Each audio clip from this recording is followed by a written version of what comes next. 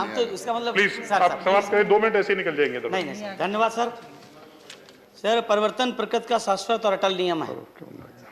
विकास और विनिमय समय की मांग है, लेकिन उसमें नीतियों और नियत साफ होनी चाहिए। इस बिल के जो मैंने साथियों मान्यवर मैंने अध्ययन किया, उससे एक बात स्पष्ट होती है कि भारत में लगभग 95 प्रकार के खनिजों का उत्पादन होता है। भारत के कुल क्षेत्रफल का लगभग 17.4% क्षेत्र खनिज संपदा से भरपूर है, लेकिन मात्र 1.7% क्षेत्र ही अन्वेषित कर पाए हैं और अभी वर्तमान में मात्र 0.25 क्षेत्र ही उत्खनन का कार्य चल रहा है। उसका कारण मानवर है कि जो दोहन का तरीका रहा है वो एक तरफा रहा है, बल्कि अगर ये कहा जाए कि शोषण करता रहा है। माइनिंग सेक्टर देश के लिए महत्वपूर्ण सेक्टर रहा है, लेकिन दुर्भाग्य है कि सबसे ज़्यादा अनियमितता, भ्रष्टाचार इसी माइंस और मिनरल सेक्टर में रही है। भ्रष्टाचार के कारण हम 250 मिलियन टन कोयला आज भी आयात करना पड़ रहा है, जिससे 1 लाख करोड़ की हमारी विदेशी मुद्रा का क्षय होता है।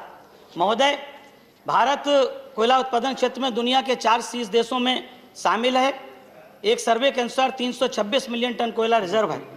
आज भी देश की 70 से 80% ऊर्जा की पूर्ति इसी सेक्टर के द्वारा होती है, लेकिन कुल कोयला उत्पादन का 84% उत्पादन कोल इंडिया करने वाला, जिसमें 3 लाख कर्मचारी कार्यरत हैं।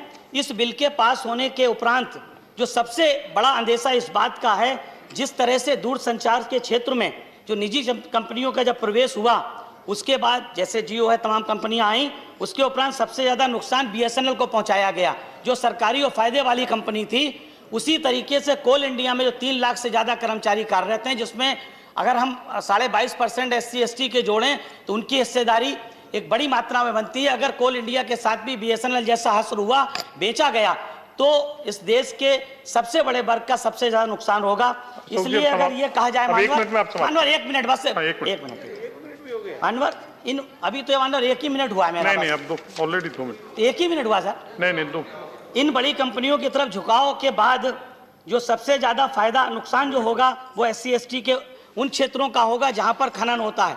इसलिए मानवर, मैं ये चाहता हूं कि जो लीज प्रक्रिया सरल बनाई जाए, जिससे पर्यावरण अनुकूल और टेक्नोलॉजी के माध्यम से जीरो बेस खनन सुनिश्चित किया जाए। जो हश्र BSNL का हुआ वो हश्र कोल इंडिया का ना हो। ये मैं चाहता हूं कि इस बिल को सिलेक्ट कमेटी को भेजा जाए। धन्यवाद। बहुजन विचारधारा को घर घर तक पहुंचाने के लिए हमारे YouTube चैनल को सब्सक्राइब करें, लाइक करें, कमेंट करें, शेयर करें और बेल आइकन की घंटी दबाना ना भूलें।